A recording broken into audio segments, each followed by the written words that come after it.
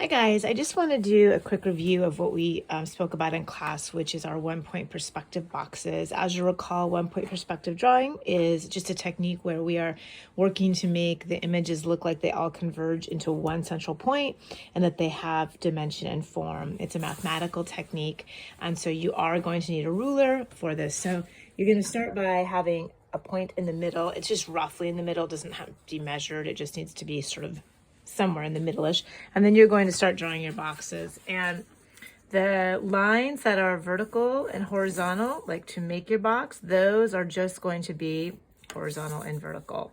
It's the lines that are diagonal that are going to converge and meet the perspective dot in the middle.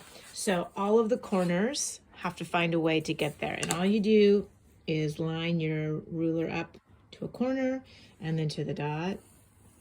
I like to make these pretty light because I'm making them a little darker than I should so you can see them, but I like to make them light because I do tend to cut them off. My other corner.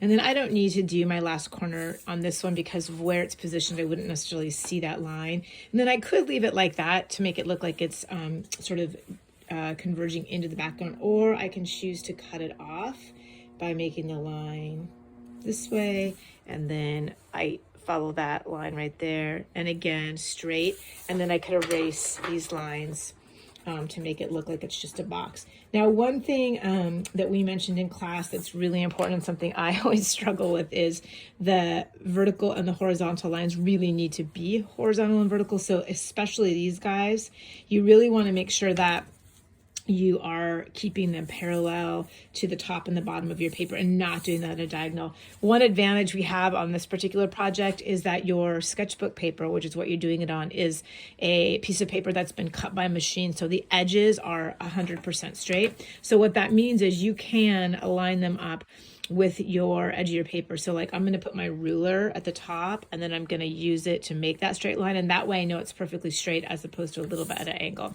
And then my goal here is just to go around the paper and make several more boxes. They can be large, small, they can be in any position you want.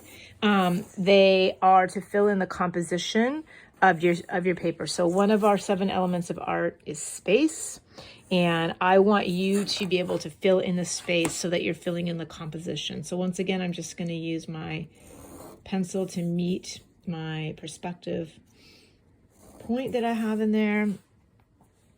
And then I can decide if I want, again, for that to converge or if I want to cut it off and make it a box. Once you have all of your boxes, and again, I need to fill in the spaces. So I have a blank space here. I want to kind of go around the paper. Everyone's will be different because it depends on the space that you take up with each square. But what I do want you to do is then go back and design each box. So each box will have some sort of design, your choice of color medium, meaning markers, watercolor, colored pencil, can be all of them. You can like do a combo situation, but your challenge is to make each one unique, and maybe thinking about the different techniques you've used this quarter, whether it's the watercolor or if you're doing some more intricate designs with like a Sharpie that you've done on something else, whatever will make this each one sort of have its own personality as a box. So hopefully that helps. If you needed just a quick review on how to do the perspective drawing, as always, email me if you have any questions. Thanks so much. Bye.